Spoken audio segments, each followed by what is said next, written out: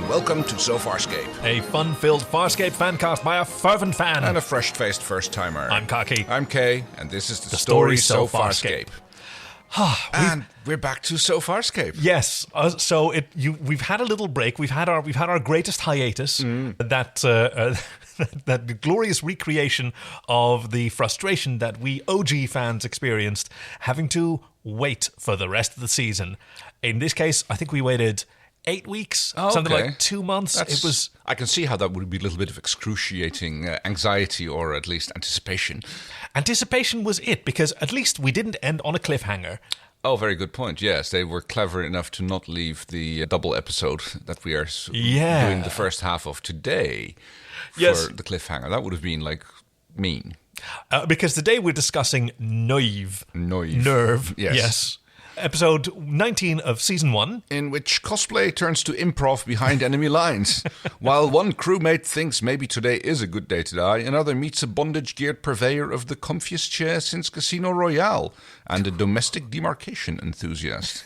Thanks again to Greg and Bostich for that incomprehensible yet 100% factually accurate synopsis of this week's episode. Gosh, we kind of forgot to do our summary so far. Right. Actually, since we've had our greatest hiatus, how would we summarize the whole season up to now?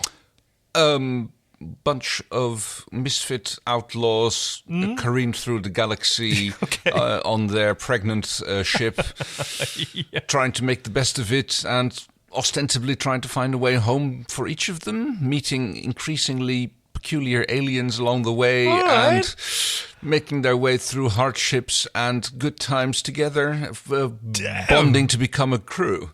I mean, I throw the gauntlet down and you deliver the good flow there as well. Yeah, the fact that this episode came after a break made for kind of a reflection on what has happened so far. I do have one question before we get to this, though. Yes. When you saw those three little words that every fan hates to see, to be continued at the end, how did you feel?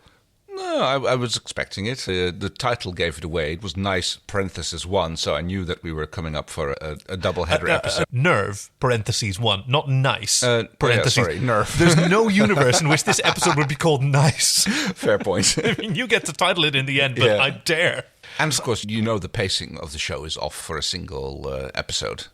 Right. Oh, yeah. I mean, that actually hadn't even occurred to me to pay attention to. Yeah.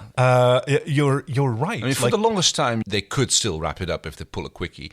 But when Shiana goes off on her own, you know that it's going to be a double episode, because there's no way they're going to wrap that up. Yeah, they're just getting deeper and deeper in. Okay. I think we just need to get started with this episode, because, man. Yep, let's get going. Prepare to starburst! It's a bit of a slow, moody start. Yeah. Moody is a good way to describe Erin, I would say. I mean, she is just having a go at the punching block. Yeah, a weird sort of triangular, sort of wibbly-wobbly peacekeeper punching block. It's not quite like a heavy bag, but it serves the same purpose. Sort of wibble-wobbles back and forth. I guess it's got the sort of shoulders of a human, sort of with a pyramid with a point standing on top of, hey, the peacekeeper carpet's back. Was it ever gone? Is it me, or is it in a different room? Because the previous room had like a wall panel or a ballet mirror. I think so, yeah, but it's hard to tell. I mean, like I said, pilot's room seems to have also lost its chasm, so... Yeah, I mean, it is a bit of a function of the sort of special effects that are available for any given scene. Like, they're established once.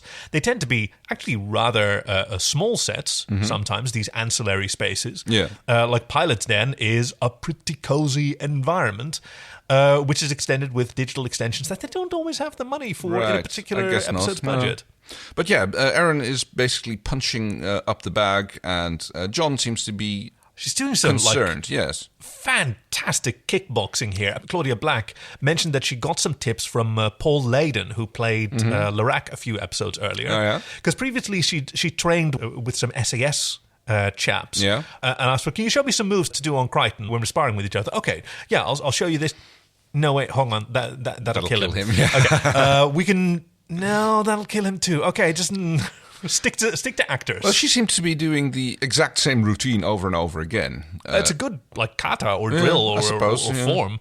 It's a cunning sequence of moves. It's a kick, it's a turn, elbow, punch. Yep, and then spew blood all over your punching bag. chunky black blood. Yeah. Oof. Apparently that was chewing licorice. Oh, wow. Because, Crichton has arrived. Apparently he rang her comm several times, calling her to dinner. And she's like, I'm not hungry. Yeah, well... Can't be bothered to eat. He's not backing off. No. Like, he senses something is wrong here, and he's not going to leave until she admits it to him. No. She takes a swing at him. He easily dodges. Yeah. That's a first. Then he throws her to the ground and notes that she's incredibly cold, apparently even for a Sebacean. Finally manages to extract some information from her about what is going on. Yes, because she says she's completely healed from... her muscles have completely healed. Go. Yes. From getting stabbed in the iliac region, abdomen, by Larac. In a few episodes ago, actually, by now. It's Bug's Life. Wait, no, it was the previous one, It was wasn't the previous one, because... So for some reason, I had it in my mind that Through the Looking Glass was in between... Oh, okay, so then there is much more immediate continuity. Well, yes, it makes sense, because apparently she's been stabbed in some nerve, and this will cause her to die. My muscles are healed, but that knife must have pierced my peripheral nerve, and once that is damaged, it doesn't regenerate. So within 50 or 60 yards, it's going to fail, and I am going to die. There's nothing you can do about it.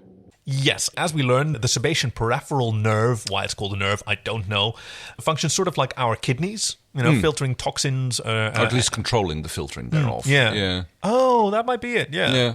And once it's damaged, it cannot regenerate, and so she explains to him really calmly and actually quite sympathetic, like, she seems mostly concerned with how John's going to take it. I'm going to die, and there's nothing that we can do about it. I would say she's a bit cold about it, actually. She doesn't seem particularly concerned. She doesn't seem to be particularly happy about it. But yeah, so it's like, this is it. This is the facts. This is going to happen. Deal with it. I'm dealing with it in my own way. Her way of dealing it is she wants to get in her prowler. Yeah. She wants to die in the saddle. Yeah, we'll talk to Zan. Closest thing we got to a doctor. No, don't summon the others. Just let me get to my prowler. You're prowling. I was wondering what the idea behind that was. Yeah, because John says, but we're not near any inhabitable... Yeah. Yeah. She just wants to ride out into the sunset. So John calls a council's meeting, House meeting, that's the one. Housemates meeting. All the roommates are gathered there together, and he says, okay, we must do something to heal her. Yeah, this is a formality he's not asking. No, he's saying. He has an idea... Namely, like, they know how far they are away from a peacekeeper base. We are near a peacekeeper base. Less than 20 yards, and those commandos were kind enough to leave the address. You aren't just Farbot, you're Magra Farbot. Which is less time than Aaron has. Yeah, Aaron has more time. Which was about 50 ons, which means 20 there, 20 back. That leaves you only about 10 ons on the base to do the mission. Yeah. Doing the math. By the skin of your mivox. But everybody's like, oh no, she's going to die and there's nothing we can do. Well, there's an interesting division of opinions. Zan is curiously like... she abstains a little bit. She says the things that are reasonable. Dargo is respectful of her wishes to die as a warrior. Yeah. But he does not want her to die. No. But he still has to be almost shamed into acting by John. And none more so than Rigel, who cast the deciding vote. Who gets a great put down. The only sensible course of action is... I'm sorry, Sparky. What were you saying? Is to do everything in our power to save Erin's life. John just fixes him with a glare. I will rip your earbrows off. Sorry, what were you going to say? Yeah. We should do everything in our power to save her. Yes. That's what I thought you were going, whoa. Yeah, other than Rigel, he kind of shames the others into accepting that they must do everything. So I was wondering at this point, would he have done this for any other crew member in a similar situation, or is this just because it's Aaron? There we go. What do you think? Because...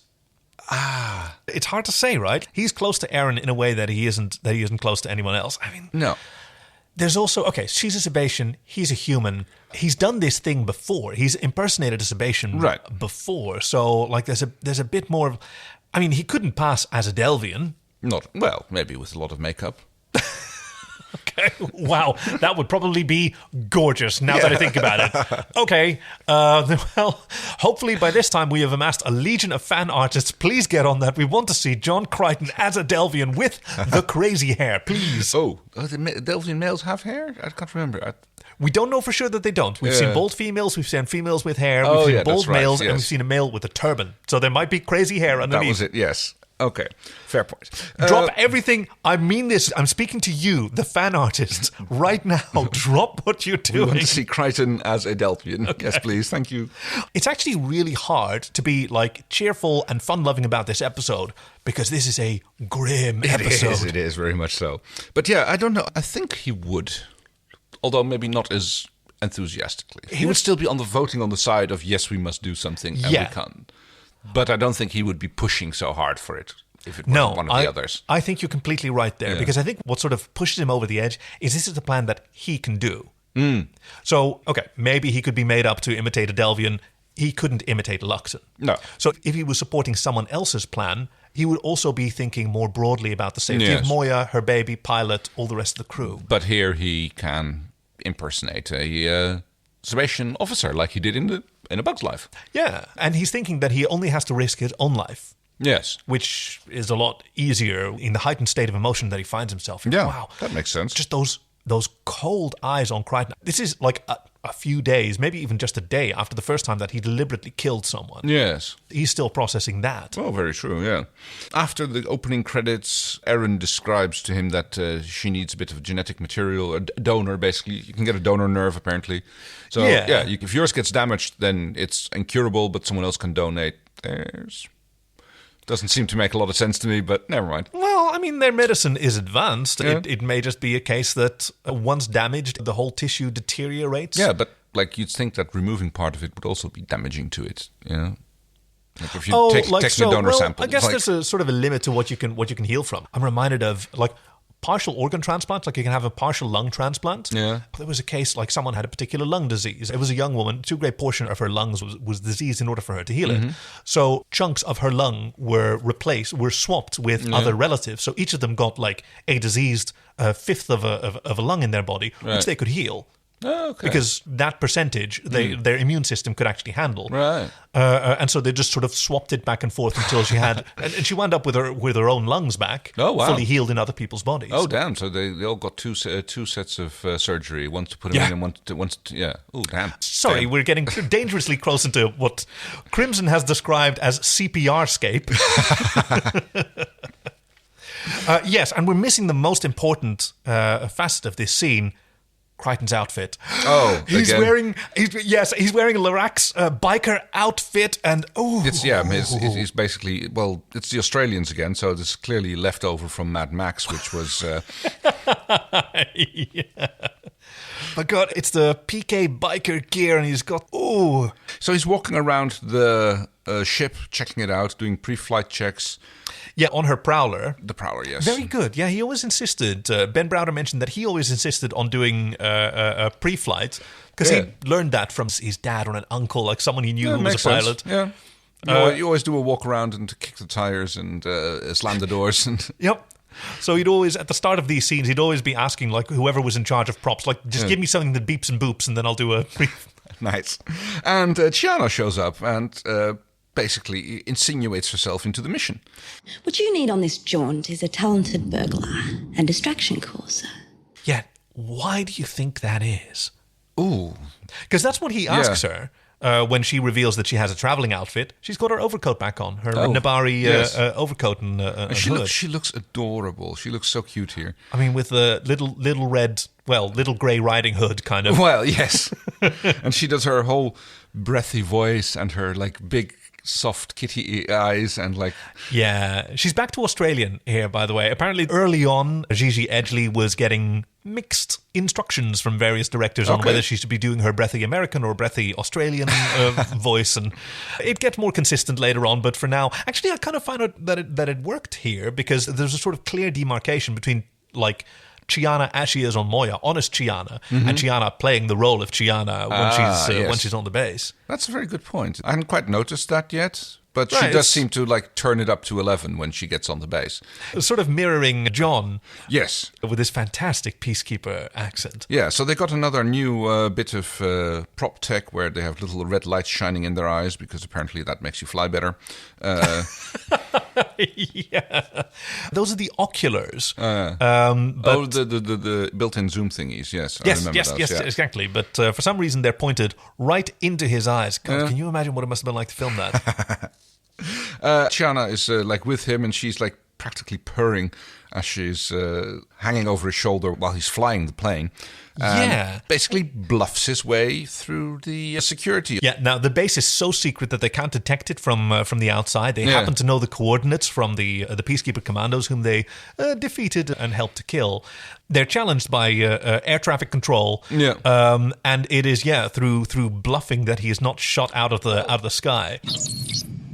Prowler to Gamic Base. What's with the weapons locks, you idiots? Can't you tell a friend from a foe? Prowler, identify yourself. On an open channel? I don't think so. If you want to count my teeth, do it after I land. As you like to call it, it's more like big dogging. It's not bluffing. Yes. I've got my identity chip here, and I'm a superior officer, and you don't want to shoot me because you're going to get in trouble. Yeah, he says it just like that. What's the episode again? You're going to get in trouble. Chiana kind of appreciates that. Yeah, she sees a little bit of similar kindred spirits in that, I would say. You're not completely untalented yourself. I was wondering about what the deal was with this set, the landing bay set. Right. So yes, I know what you're talking about. It's really peculiar. So they approach this columnal building, sort of blasted out. Discuss a little bit what is it? Is it a refinery? Been nuked, whatever. Something. And then, indeed, they have this sort of landing bay that kind of looks like a corridor with lots of like drapery in it. Yeah. And then this weird sloping corridor with a staircase in the middle that nobody uses. Yeah. And what are they called? The people with the paddles who guide planes in. Marshallers, right. He's got the cool glowing batons, but no birds. Yeah, there is actually. So in the foreground, you see one pulling away, and that's not the one that he is signaling. But right at the end, you can see the nose coming in. The nose of that's probably not a whole Prowler prop. That's probably just a nose. Yes. Okay, but that's sort of cool. On a shopping trolley or something. Yeah, he's guiding in the shopping trolley. So in walks the commander and his aide or lieutenant. Yes, that's Captain Javio, and he's got his Johnny Rockets leather skull cap on. And we get this beautiful shot of Crichton just like chest pushed out, holding onto his belt buckle, strutting his way into view, down to his ankles, and making his way into the corridor where they obviously ask him for his identification, which he hands over almost reluctantly. Yeah, he makes a point of making the security officer Hescon walk over to him. Yes, the ident chip which Chiana gave him. Yes, which belonged to Lorak. Yeah, she took that off him when she was fighting him. We saw that. Yes, so he's posing as Lorak now. Yes. After some more bluffing and... Yeah, he basically uses the same bullshit that Lorak did. In his says, I can't tell you. You don't want to ask me. I'm not going to tell you. Which is great, because apparently that's how Sebacean commanders on secret missions act. And don't even think of asking what my assignment is. I wouldn't dream of it, Captain. Though I am wondering how you knew this base was here. Keep wondering. And, of course, Chiana comes walking in as well, kittenish, turned up to 12 this time. Yeah, because they're doing the same thing as before. You're the boss man, and I'm your meek little server? It worked once before. Now, that reasoning is kind of flawed, I've got to say. It did not really work as well as Crichton thought it did. Well, they didn't know it didn't work. This is a disaster, Crichton. Yeah, it was pointed out to him and he maintained optimism in the face of abject failure. But, okay, that's the optimism that he's brought with him to this base where there are guns pointed into his face, but they're being lifted because his identity chip checks out, so they are allowed in. And straight to the bar. Straight to the bar. I mean, honestly, that's a fair move, right? Let's see if we can get a few drinks into him and maybe... Officer's mess. Yeah, maybe let's see if we can let go of a few secrets or something. But yeah, especially Chiana seems to be making the best of it, immediately flirting with the security. She's given semi-chaste lap dances and she is purring. Ooh, tons of innuendo. I'd love some refreshment. Is that how you like it? Strong and hot. Actually, it's Hescon that she's putting the moves on, the security officer. Captain Javio is questioning what he thinks is Larac about his taste in personal servers. Right. But Crichton's just antsy. He wants to get out of there. He's got, as you pointed out, probably about 10 arns to get this sample and save Aaron's life. And I'm really, at this point, I'm wondering, like, okay, so what's he going to do? Is he just going to, like, start jabbing people for genetic samples to get a compatible... is the plan? Yeah, there is none. Not that we're aware of, at least. Then there is a shot which shows, I guess, the bondage freak. I mean, I would call him a cyber goth gimp, but... You know. Oh, yeah. Now, that is how you introduce a villain. Like, he stands in the spotlight. He's got this sort of heroic glance upward. We see that only Javio notices him and immediately stops what he's doing and reports to duty. He has this weird, gimp helmet with this little... chin support that makes it look like he's basically a testicle separator or something along those lines. It's PG-13 podcast. Oh, sorry. We'll have to it's fine. We'll have it's to fine. bleep that one out. No, the testicle is a normal part of the Fair point. Yeah, that's entirely fine. But yes, this gimp suit, it's sort of a black alligator skin. He's got gigantic epaulettes hanging over. He's got tails. Do you know what I mean? Like tuxedo black tails. Black tile affair. Yeah. Wow. It's a lot. It's got a black skull cap with sort of side panels over the ears with red lights on them. Mm. Oh, yes. Everybody has the red lights in this episode. Yeah. It's a red light episode. We're in the red light district. God. But yeah, they profess that they would like to go to their quarters and start getting a move on. Yeah. Crichton does pull Chiana away and says, "What are you doing?" And she correctly points out to him, "I'm attracting a lot of attention." The more they look at me, the less they look at you. Yeah, so I'm the distraction here, and I'm not supposed to be a peacekeeper, so they can look at me as much as they like. I still don't get why she's here. Like, she said that in the hangar, like, I want to earn my keep. Right. Is this fun for her? I think so. Yeah, it must be, right? Yeah, or maybe she's just like hoping to line her pockets with a little bit of Sebacean stuff that she's going to pick up along the way. Oh, that's a good point. Yeah. Like, she was feeling Hescon up between the legs and going for, like, whatever else she could snag off him when Crichton pulled her. Yeah. Right, yes. So they get taken to the crew quarters, which apparently are in the high secure area, where not only does Crichton have to show his identity chip again, he does the cool thing, he holds it out again. Yeah. Come and get it. But he also has to submit to a genetic test. His big dogging does not work against Lieutenant Hescon. No, because he's like, I'm giving you orders. And he goes, oh, sorry, I'm head of security. You will submit to this test, sir. You will comply, Captain.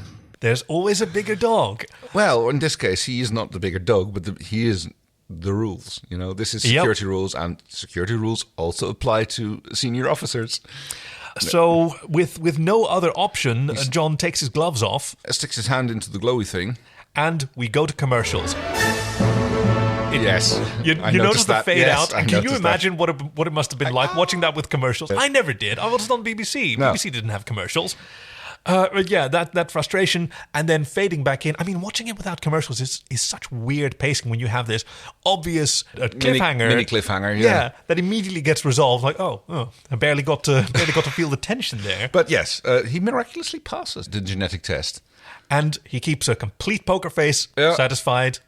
And Chiana looks almost impressed as well. At least she's a little bit surprised. And they get brought to their quarters. No, he finds his own way. Oh, that's right. Yes, he tells her. He tells 6 Lurg, whatever. Level 4, number 6 Lurg 5. Lurg is apparently how you describe a directional vector. Erin described it to him earlier in the series. She draws on the ground, making a diagram for John to help him understand. Deca for there, Lurg us, and there we... Okay. It's cool. I missed that part, or at least I can't remember it. But as they are making their way towards their quarter, they hear someone going, Larac. Yes. And of course, what you do, you go and investigate and see what that is. And it's a pretty girl. It's a pretty girl in the shadows. And we've seen this pretty girl before. Yeah, you recognize her, right? I did once we got the full facial of her. Jelena Renaz. Yes, the PK Tech girl. Very good. Yes. Now on a base instead of on Krace's ship. They don't have a lot of opportunity to talk in this hallway, so they follow her to... Now, what do you think this is where she takes them to? I have no idea, but it's got I think it's just some tech hideout, maybe a little workshop. But it's got this almost bar-like. Yes. Yes. Right, maybe this is just like the tech people's illegal little speakeasy, where they... It's a tech speakeasy. Yes. Yeah, that's right. Where they have all their home-brewed alcohol, and that's where they don't have to worry about being annoyed by the warrior caste. And this is just where they have their little private piss-up. Yeah, because you come in, there's this circular sort of passageway through the two sides of this space with padded... I don't know. I mean, are you supposed to sit on them? That can't possibly be comfortable. I don't know. There could be radiators. I don't know what it is. There's a table with what looks like 4 circular bar stools. It looks like a backlit drink cabinet behind there. That's what I said. Yeah, that's what I said. It looks like the speakeasy. I mean, that's some fancy moonshine. Oh, yeah. I mean, you can make it as fancy as you want. Like, putting it in a fancy bottle does not make the moonshine any fancier, as I well know. Yes. No. But yes. Not legally admissible in court, Your Honor. Nice try. There's a lot of, red padded leather with studs in it. Have you noticed? Yeah, not just in the uniforms, everywhere else as well. A lot of red leather studs, yes. God, can't take you anywhere. John introduces Jelena and Chiana to each other, says that Jelena is a friend. Jelena tells him that she saw him in the officer's mess, realized probably what he was doing, that he never passed the genetic test, and she fixed it for him. Yeah, she's a useful lass to have around. Crichton, this is a very good friend. She's actually genuinely impressed. Like, oh, this is someone we can make use of. This is my kind of person. So I'd say they kind of immediately hit it off. Yeah, game recognized game. She respects that. We're back on Moya, where Aaron is laid up on her bed. Yes, covered in the Moya's skin flakes. Rigel is zooming in, hovering around like a flock of vultures. Yeah. I mean, he did wax his eyebrows, so that's something. They're nice and they're very smooth. They're not very bushy right now, and his moustache is also seems to have regrown since it got snapped out when he was put in hibernation. Yeah. But yes, Aaron tells him off for coming in to pick through her belongings, and he's like, "Well, you don't have anything that I want anyway." I love Rigel. I resent your unfounded accusation. Furthermore, you have no possessions worth taking. How inconsiderate. Yes, how terribly inconsiderate. I kind of wanted him to do his Hynerian funeral rites again. Oh, yes. Tell her to get your own hallowed realm. Yeah. I noticed that they added sound effects for his throne sled. It has a little bit more zoomy sounds. Oh, now. It's got it's got a bit of the Jetsons. Yes. Dargo saves the day, as he so often does. Rigel, you were needed on command. Yes, and Rigel goes I will accept the responsibility. Aaron understands what he did for her. Yeah, although I'm not sure if Rigel does or does not, if he's that easily conned, or if he actually just decides it's a good way out. I like to think that Rigel gets it, but his ego was satisfied. A quick decision may be required if the peacekeepers arrive. A quick and correct decision. I accept this vital responsibility. And then it's all right with him. Yeah, fair enough. And yeah, as Aaron, if I can't die in battle, at least I can die alone. Yeah. Back on the base. Yeah, Chiana has gone back to the bar. Yep, she's flirting with Hescon again. He seems to have a lot of time off, Hescon. As a security officer. I mean, it's a secret base. Yeah, he's got the easiest job in the universe. But he is told to go back to his easiest job in the universe, and Javio muscles in. Yeah, she goes hey, you get lost. I want to have a little talk with this kitten here. Competing for her attention. Offers her some better booze than what she was already drinking. Razlak, yes. Yeah, that's apparently a common booze. We've seen Crichton started. He drank a bunch of it in DNA Mad Scientist when he was bummed about Namtar not having maps. You have star charts. But yeah, Javio has a big old thermos flask of something that's apparently better. Yes, and he is talking to Chiana, and he's starting to make her an offer, because he says, whatever you're getting from Lorak, I can easily double. And I'm just thinking oh, that would be painful. But, Yes, are we talking sideways? Are we talking lengthwise? Are we talking about quantity? What are we... Well, yes, let's assume that they were talking about money, but... Yes, that's right. On this PG-13 podcast, that's what we assume. I'm getting quite a bit. course I'm worth it. And he invites her to his quarters, and she goes like, well, I could, but I've got this policy, no freebies. So let's talk about it. Yes! My policy's no free samples. Now, what do you think is going through her mind here? Because she's only been aboard for a few weeks. Yeah. Right? She's actually getting what might be a pretty lucrative deal. Yes. I mean, I would think so. She might be considering it. I don't know how much she would enjoy being in a position like that. I don't think she would be. She would be looking for a way out as soon as she can, with a sizable chunk of the money. But, her odds of getting away from, again, a secret base like that are pretty slim, I'd say. Yeah, she's got to know that. So I don't think she's seriously considering it. No, I think you're right.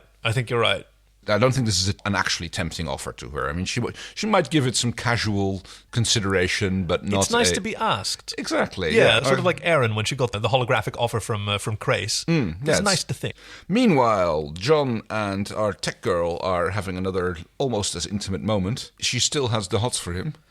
She does more eyebrow kissing after she hands over. I mean, like, the whole part of the plan that John did not have any idea about how to like get an actual sample. She immediately solves. Goes off and does, and she comes back with, oh no, medical science has advanced in the meantime. We can synthesize this now. Okay, how long will that take? No, it's I've here. already got it. Yeah, Here's have another injector, which is an autopipette again. Same thing as in last episode. Yes, except painted black and red this time because it's Sebacean, yes. She hands it over to him, and I can't quite remember why they immediately go for a walk. Are they going back to the bar to pick up Chana and GTFO, or? Yeah, he'd like to stay, but he's got to get this back to he's in a hurry. Aaron. Yes.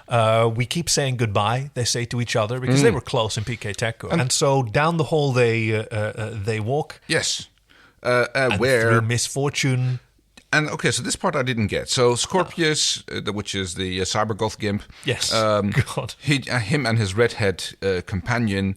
He spots Crichton walking down the hall and goes like, "That man, he is an imposter. Seize him." He's an imposter. Yes. How? Yes. How did he know? How does he know this? What is he basing this on? So later on, once the interrogation starts, he says, you look Sebacean. Right. But your energy signature is quite different. Right. So he's not a Sebacean either, I presume. He certainly doesn't look it. Nah. I mean, and apparently he can see more than humans can, or maybe Sebaceans can. He's got his aura. Your chakras are misaligned. I mean, it may be as simple as being able to see into the infrared spectrum, of which Crichton's body would emit a lot more than. You'd think so, yeah. Yeah. So Crichton gets knocked down. He manages to stash the injector in some sort of security console just before he gets dragged off. Yeah, which apparently nobody notices. Not a very secure. Well, as you say, apparently, like, security can be quite lax on a secret base. No, I mean, you've only got people coming in and out, and those are all vetted. And after that, everybody's on the base. And everybody strictly adheres to Peacekeeper military protocol. Yeah. And Peacekeeper military protocol on this base means getting strapped into a torture chair with some lights in your face. This is the Aurora chair. Fetch the comfy chair. It sort of looked like an undescended VR helmet that he's wearing over his eyebrows. But it's some sort of padding to hold his head back down into the chair, as we notice later when it gets snapped into place. So this whole thing turns around slowly. Yeah, it's a merry-go-round. And he got some fancy lights, a bit of a holographic projector type thing. Yeah, it's a red ring light with a sort of green faded light, and it's got those classic giant fans with lights behind them embedded in the wall to give atmospheric light, filtering through the swoosh, swoosh, swoosh, swoosh. Yeah, and apparently when it gets turned on, it's quite a painful experience, but everybody gets to see random memory flashbacks on the screen. My name is Larac, Peacekeeper Special Ops. Unfortunately wrong on all counts. Yeah. John is maintaining that he's Larac. Scorpius isn't buying it. Like, he casually walks up onto the merry-go-round, staring into John's eyes and gesturing for the redhead to turn up the juice, and what looks like initially to just be torture turns out to be even worse, because we get our first clip show. What the hell was that? A memory. Random and indistinct at the moment. It will take some time to map your neural patterns. I suppose we do, yeah. Yeah. It's not very extensive, but yeah, they show lots of quick flashbacks from all different episodes that we've had so far, as relevant to the plot. Yeah, I mean, we just get these flashes, these glimpses. We don't even get entire scenes. It's sort of like originally when this was written, the producers were very enthusiastic. Oh, the clip chair. We'll have a clip show. We'll get some more mileage out of everything we've shot. It'll be a nice cheap episode to do. We won't have to do a whole lot. Oh, this will be great. But yeah, it's 8 seconds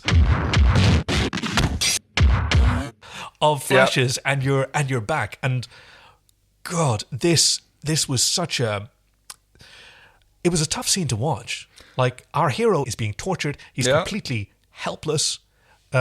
He's holding on. He's trying to be defiant, but you can see. He keeps his good spirits strong. I mean, he's almost like Mal in Firefly when he's being tortured by Niska. You stayed the hell out of my mind, you freak. Who also keeps up his constant stream of banter and babble to mostly to keep Wash sane. Yeah, he's got someone to protect, as does Crichton. He has his accomplices to protect. But, I mean, Mal in Firefly, he was a veteran of at least one war. Mm-hmm. He's been through some Dren, but not Crichton. He's a science jock. Yeah, true. But he fights the Alpha chair. No, what was it called? The Aurora chair. Aurora chair. That was the one. But God, his eyes and the tears and the screaming. Yeah. Oh. And we get to see Scorpius has he's got the same makeup artist as Palpatine had. Okay, so this that you mentioned his makeup. This makeup is really cool. Uh-huh. So generally, facial prosthetics, of which he's wearing quite a bit, are made of foam latex, right? And then you paint the foam latex. Yeah. So for this, it was the Creature Shop. They invented a new material called hot flesh.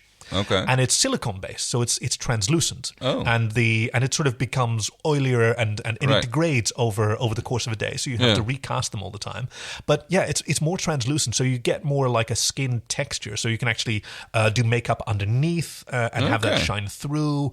It's really fantastic. It was an innovation that they'd get a lot of mileage out. Okay. The man must have spent quite a bit of time in the makeup chair. Wayne Pygram, it's all about the chair.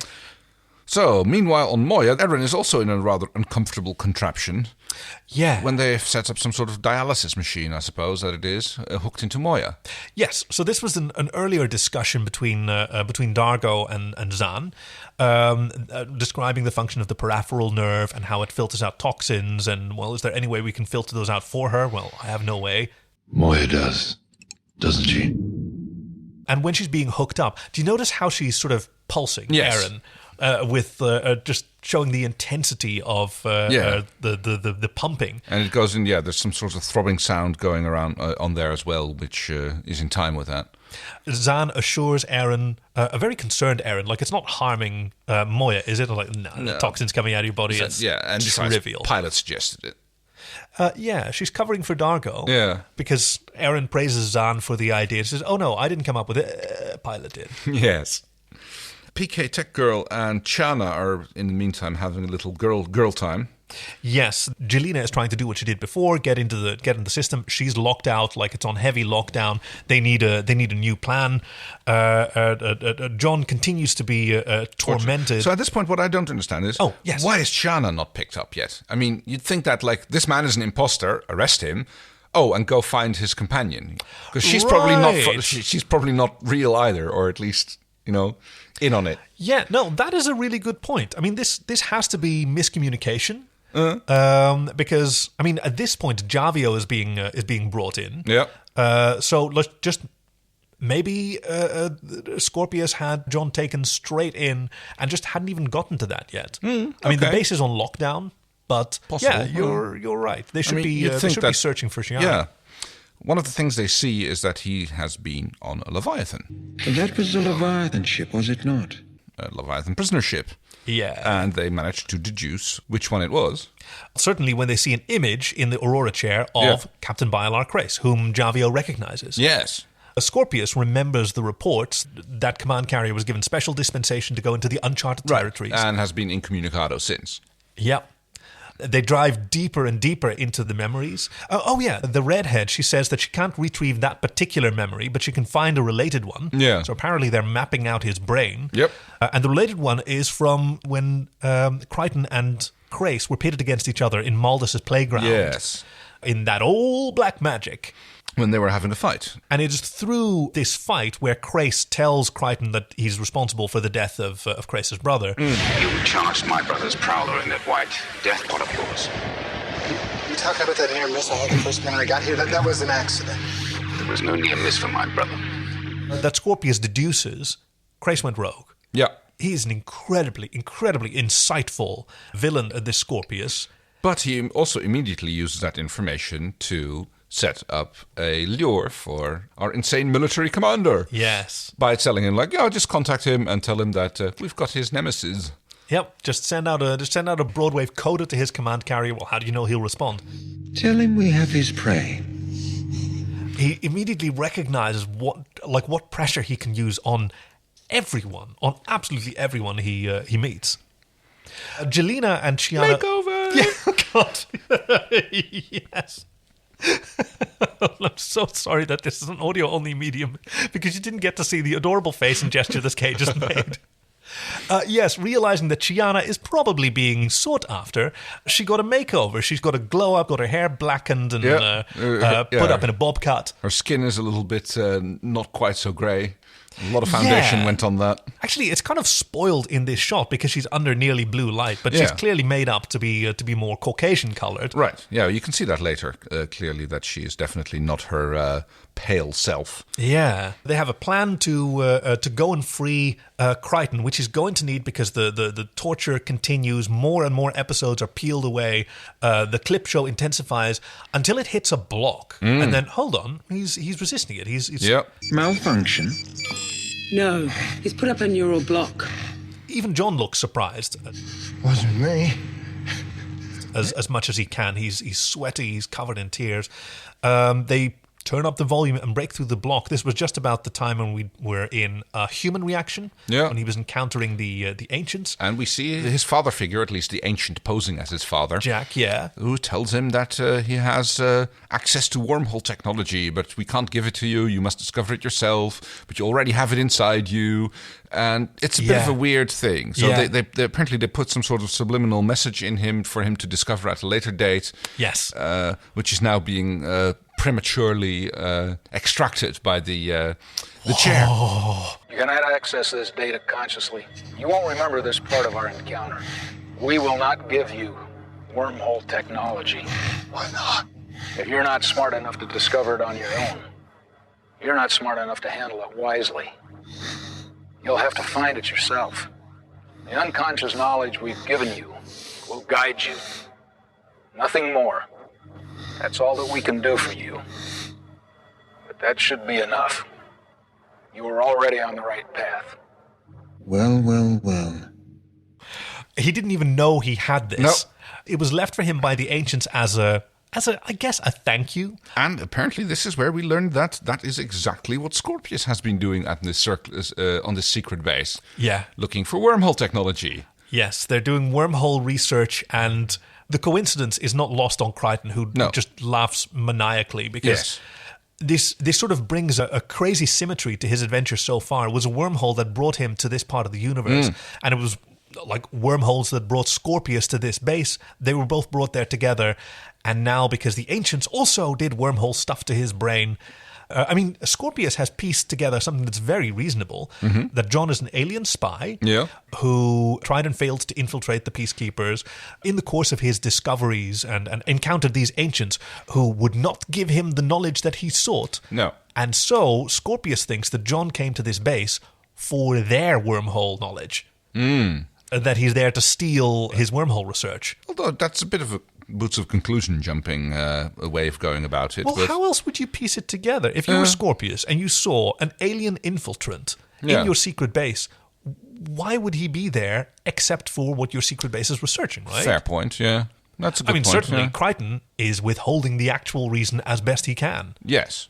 You'd think that he knows Or maybe not. Like, he knows how Crichton got here, because, at least in this part of the universe, but that's, like, never been revealed by the commander. Scorpius also remarks when we see another cool clip show of all the aliens that he's seen, including one alien that he hasn't seen, by the way, the proprietor, the big bug with all the teeth and the steam coming out of it. Oh, yes.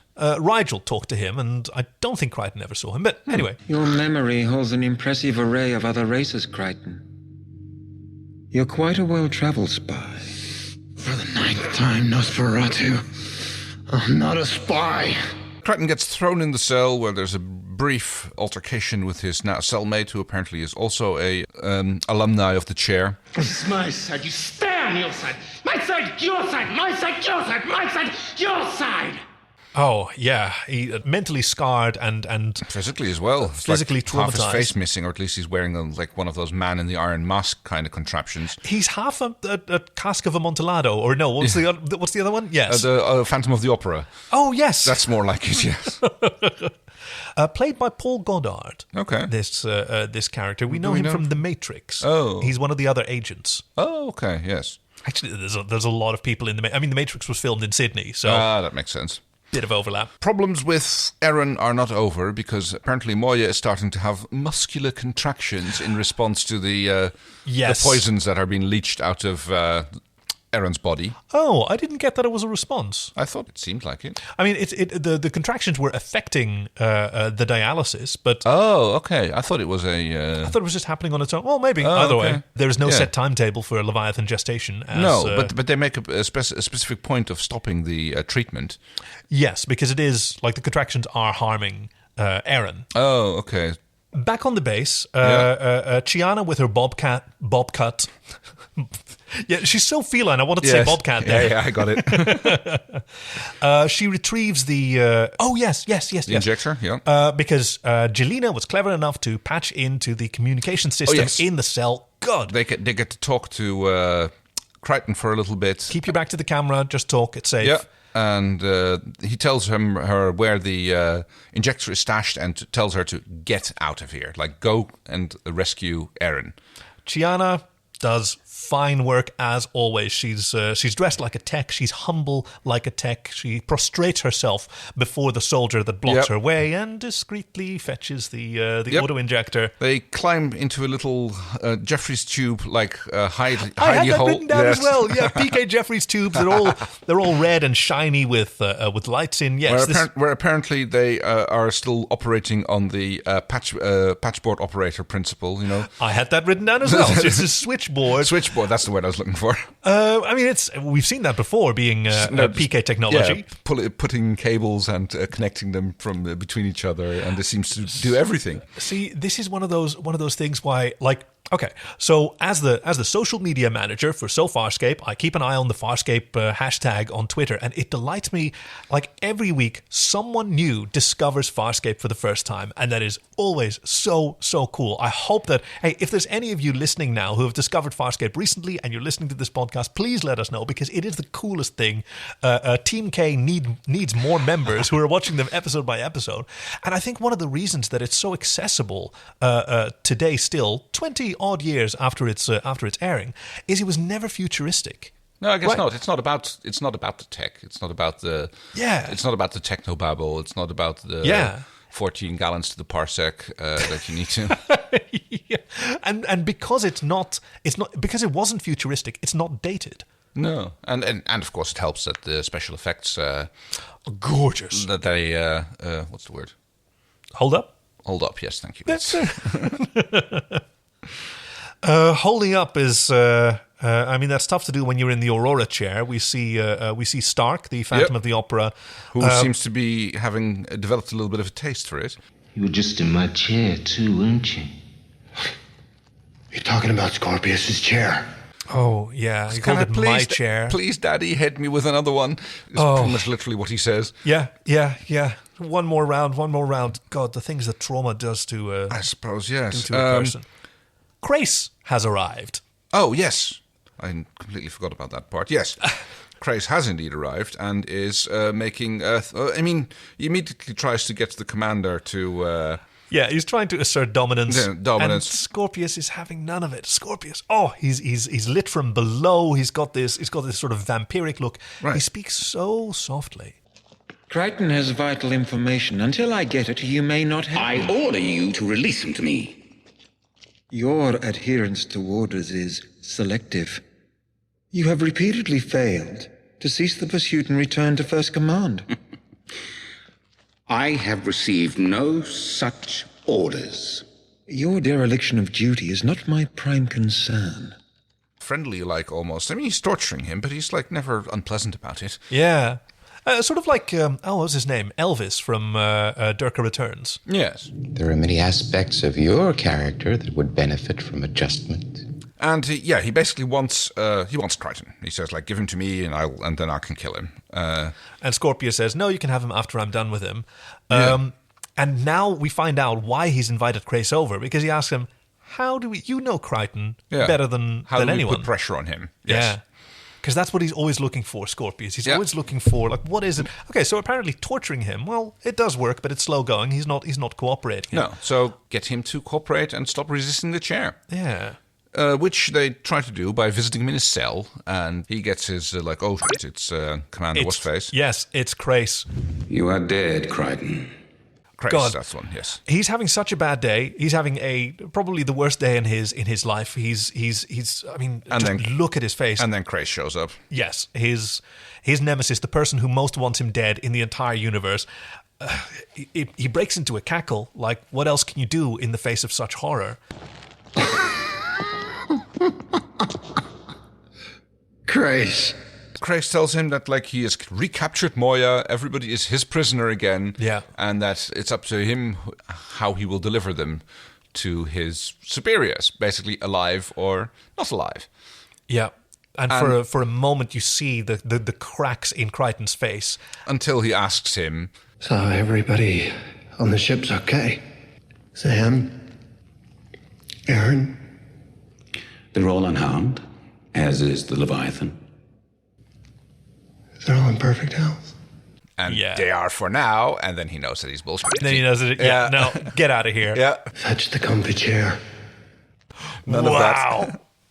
Well done, yes, John. You are completely full of it, and I am not. And he keeps resisting. He keeps fighting the chair.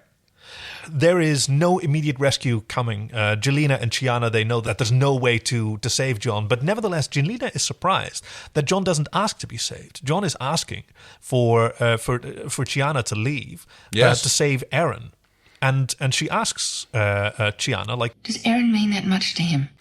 And oh yes, and she says no. Yes, because she knows that she is dependent on Jelena to get out of here properly, and she needs to keep her hopes up. Aaron's just a shipmate. She's manipulating. Oh yes, poor Jelena, who's done nothing but help them. But, but she figures, like, okay, we need to keep her on our side, and if, like, the chances of getting into John's pants go out the window, then who knows if she's still going to be as cooperative. Crichton is in love with you. God, yeah. I mean, it's. But that's what Chiana does. Yes, that's her thing. No, I get it. I get it. But it is, in this case, like, it is a genuinely awful thing. They need Jelena to keep risking her life for them. And in order to... So convince her that, no, Aaron's just a shipmate. Yeah. He's in love with you. Yes, literally says that. It's like, cold.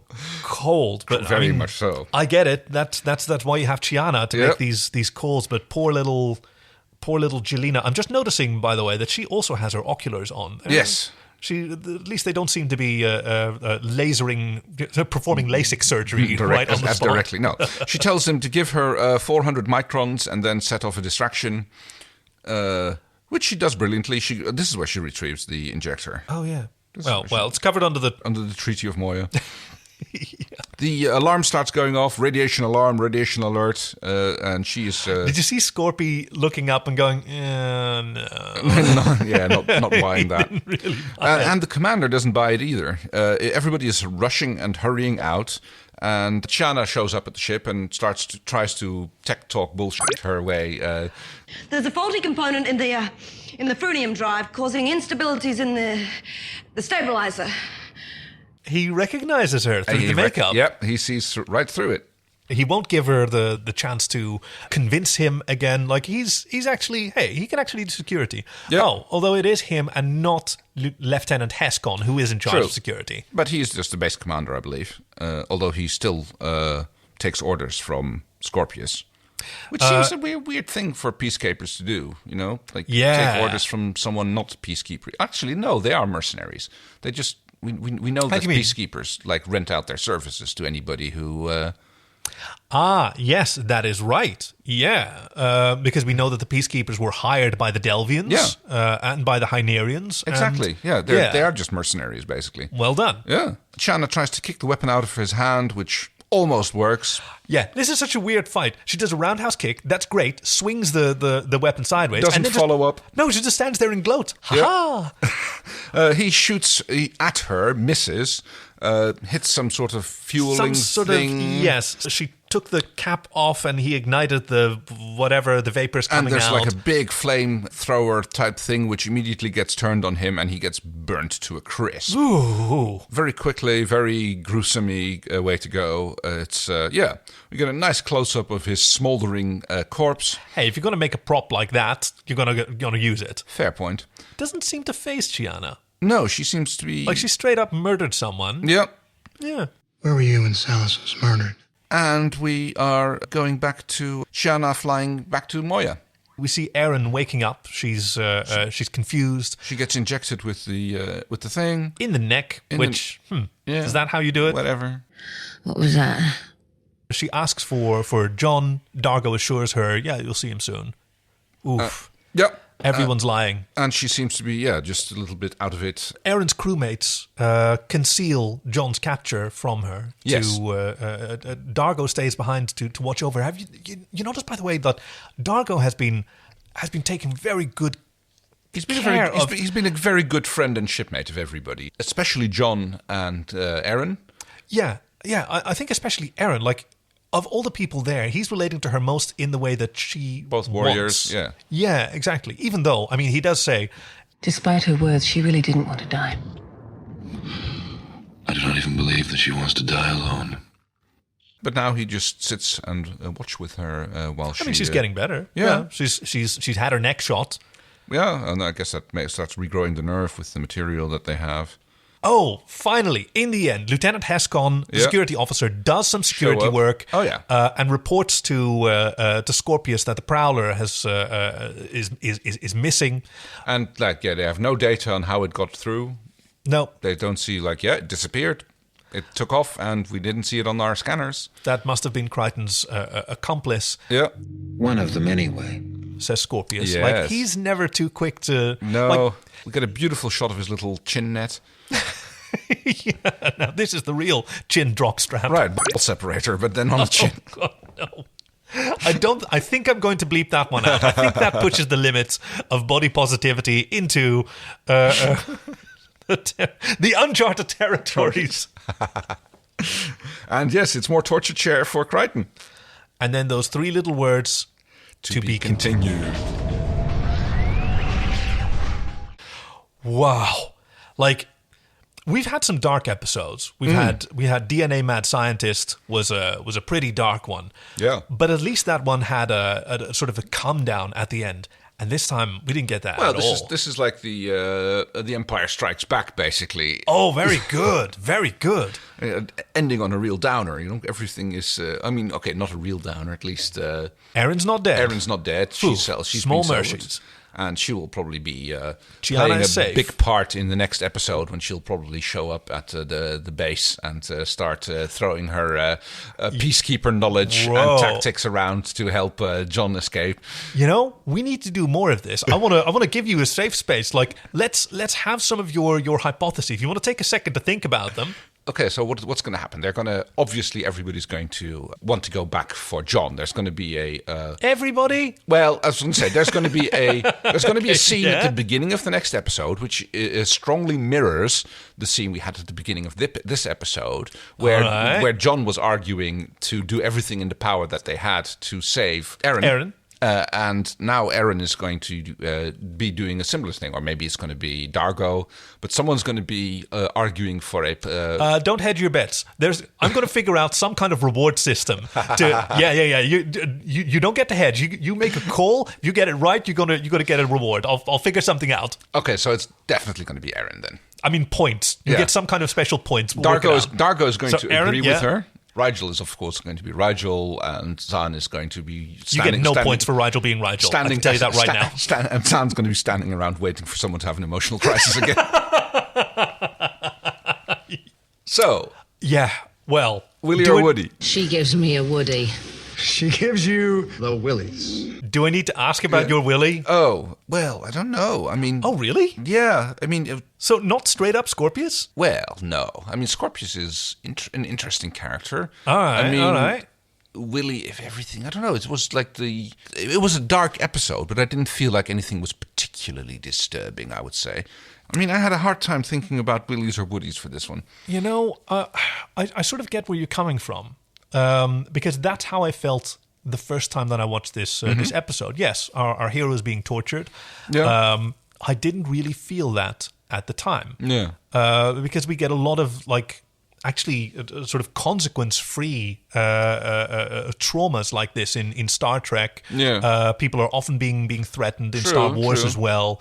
And so it's just a trope. He's being tortured. It gets to be heroic. It's not physical torture. At least, I mean, it might be somewhat uncomfortable by the looks of it, but that could just be mental. Well, but this time I've had many years to reflect on my fondness for John Crichton, and certainly revisiting these early episodes where it's so carefree and innocent, and then seeing him being tortured and being helpless. I felt a lot more sympathy for it this time, because the trauma that he wears on his face, the tears in his eyes, he's sallow, he's physically exhausted, that really, really affected me.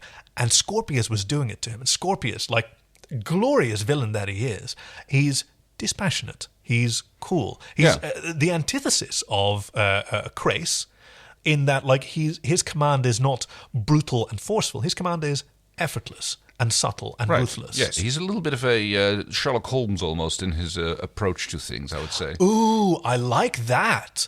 Yeah, high-functioning sociopath is how one of the Holmeses described himself, which... That seems about seems about right, yeah. So, name of the episode? Well, I wanted to give my Woody to... Oh, sorry, Woody. Sorry, I forgot about the Woodies. I wanted to give my Woody to John. I know that this is a PG-13 this happens but a that lot. Costume. Oh, right. Yeah, the swagger and the lead and holding the bells and holding the... Ooh. Actually, I really enjoyed seeing all the PK uniforms and set designs as well. I just love Peacekeeper. Mine would have to go to Chiana in this episode. She's just so adorable. She plays her part so beautiful. She's I like kittenish that. and in more ways than one. Cat has claws, except they only come out when needed. And she's I loved how she did her thing. So that would definitely. Oh, do you know what? That actually puts me in mind of when she kicked Javio's gun. Yeah. And then she sort of, maybe she wasn't being smug.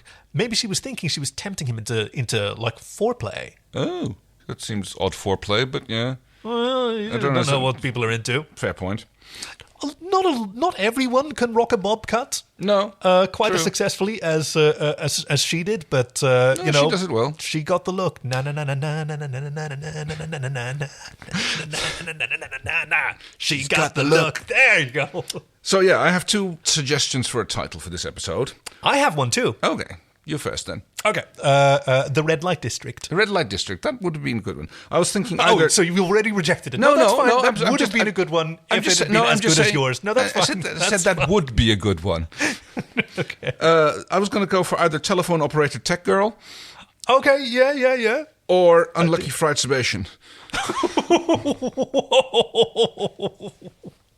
I don't actually know. They're both good. Okay, so Unlucky Fried Sebacean, how does that work? That's the base commander who gets torched and right. Yeah, but what is it in reference to? Oh, it sort of sounds like something it's Lucky Fried Kentucky Fried Chicken, like Unlucky Fried Sebacean. Yes. Okay. No, I have literally just burped some KFC this morning, so that's unlucky fried Sebacean. And that's the story so far, Farscape. We'll see you next weekend with episode 120, The Hidden Memory, part 2, where Crichton gets rescued. Oh, goodness, we don't have a synopsis for that one yet. No. Oops, Never mind. oopsie daisies. Well, yes, I guess we find out. Greg Bostich, get on it. We need more synopses, and the rest of you get in touch with us at sofarscape.com. Farscape on Twitter and Facebook. Thank you. Sofarscape.com. Yes. Do you want to be cocky again as well? No. I'm cocky. I'm gay. Farscape so good. I think we're getting better at it. Slowly but surely. I think this is literally the best we've ever done.